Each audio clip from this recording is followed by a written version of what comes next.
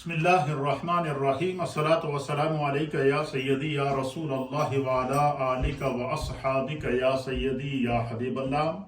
السلام علیکم سامعین و ناظرین، تمام عالم اسلام کو رمضان المبارک 1445 ہجری کی بابرکت ساعتوں کی آمد پر مبارکباد پیش کرتے ہیں۔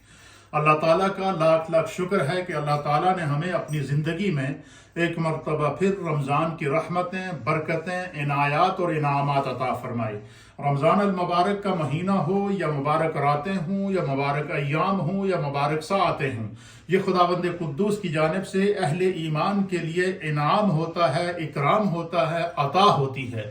تو اس بابرکت مہینے کو ضائع نہ کیجیے، کیا پتہ یہ رمضان ہماری زندگی کا آخری رمضان ہو۔ یہی وجہ ہے کہ جب بھی رمضان کا مہینہ آتا تو اللہ کے پیارے حبیب لبیب نبی رحمت جناب سید العالمین محمد الرسول اللہ صلی اللہ تعالی علیہ وآلہ وسلم باقاعدہ صحابہ اکرام کو رمضان کی عظمت، اس کی برکت اور اس کی عطاؤں پر خطبہ دیا کرتے تھے، تاکہ پورے حتم کے ساتھ، پورے ارادے کے ساتھ، سچی نیت کے ساتھ رمضان کا آغاز کیا جا سکے۔ حضور نے فرمایا کہ رمضان کا مہینہ آتا ہے تو اللہ رب العالمین رحمت کے دروازے کھول دیتا ہے، آسمان کے دروازے کھل جاتے ہیں۔ آسمان کے دروازوں کے کھلنے کا معنی رحمت کے دروازے جو ہے وہ کھول دیے جاتے ہیں۔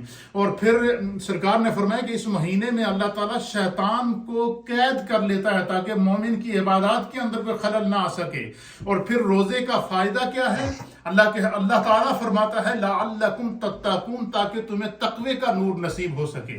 تو روزے سے انسان کو روحانی جلا ملتی ہے، روزے سے انسان کو روحانی طاقت ملتی ہے، روزے سے انسان کے تقوی کے اندر اضافہ ہوتا ہے، صحت کے اندر اضافہ ہوتا ہے۔ یہ خدا کے انعام، اکرام اور عطاؤں کے لمحات ہیں۔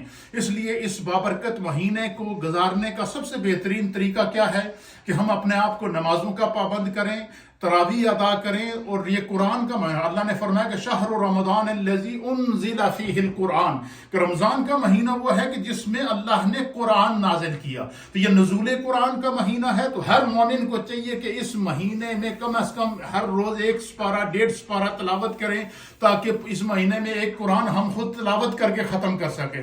جو لوگ قرآن نہیں پڑھ سکتے ان کے لیے یہ اپرچونٹی ہے کہ وہ رمضان میں نماز تراویح کو ادا کریں اور حفاظ اکرام کے پیچھے پورے قرآن کو سننے کی سعادت حاصل کریں۔